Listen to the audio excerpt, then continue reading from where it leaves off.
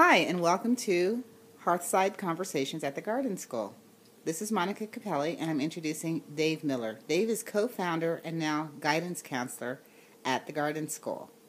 Dave, today we're talking about the college entrance process, and if a parent comes to you wanting to know what their college options are when their children graduate from the Garden School, what's your answer? Over the years, we have actually graduated upwards of 39, 40 students who are doing very well. And I would just let parents know that there are many options for college upon graduation from the Garden School. We've had students actually attend, well, let me just run some of these down because there's just a lot of good stuff.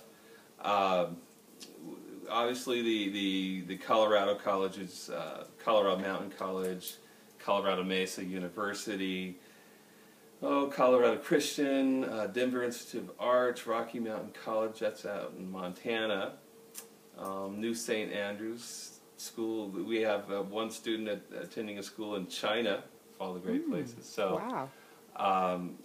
Let's see, the Rhema Bible Institute, Cedarville College, your daughter attended there.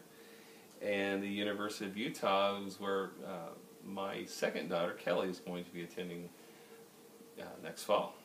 She's already been accepted. So it's not a problem with where to go to college or can my child get into college. We can definitely do that. I take care of transcripts.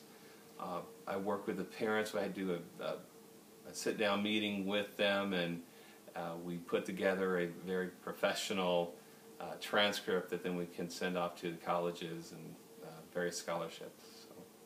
What advice do you have for parents if they're trying to make sure their children are prepared for college? I think our school does a very good job of preparing our students for the kinds of academic rigor that they're going to experience on the college level.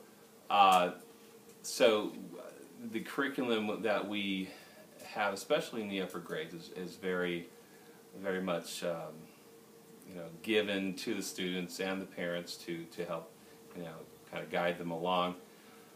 I would say, in addition to that, some study in how to take a test. The SAT and the ACT or either or are very important for certain scholarship type programs, and that's another key to getting kids in college. Are there college fairs or visitation programs that parents can take advantage of with their student? Oh yeah, the one in Aspen every year. It's a good one to go to, get introduced to the different colleges around, and they can let you know what their requirements are, which is another good point. Is when you have an idea where you're sending your child or where they want to attend, it is good to contact that school and find out what their requirements are, what scholarships are available, so that and I would do this probably in the junior year and all the way through the senior years, just keep working on those requirements, making sure that your child can meet those requirements and get going. And what advice do you have for parents who aren't quite sure their children will be attending college? Is it still important to prepare? Oh, good one. Yeah, I mean, a lot can happen, even if a student comes in as a freshman and says, I'm never going to go to college. I think it's very, you almost want to, well, don't shut the doors, is what I tell parents. Just do the things that you need to do so that option is open to you. And it's not a mad scramble if you change your mind in your senior year and say, hey, I want to go to Harvard. And Dave, what are some other options besides four-year colleges that students and parents might consider? That's a great question, Monica, because, what if college is not what your student wants to do? We've had a lot of our kids go on to trade schools, vocational schools. Intelitech is one. Lincoln School of Technology over in Denver offers some great automotive, welding, diesel, mechanic kind of programs. We've had students go into the military. So There are also the options of, let's see, apprenticeships with, there's kind of more formal apprenticeships out there. There's finding people in our communities that are doing the kinds of things that, you know, your student would like to do, and just working out apprenticeship type arrangements. And that's really what, can go into a long discussion, but that's sort of a classical model where you not only gain the head knowledge, but you learn a craft that you can go out and support your family if that were the case. So those are some other options. Always a good thing to have options. Okay.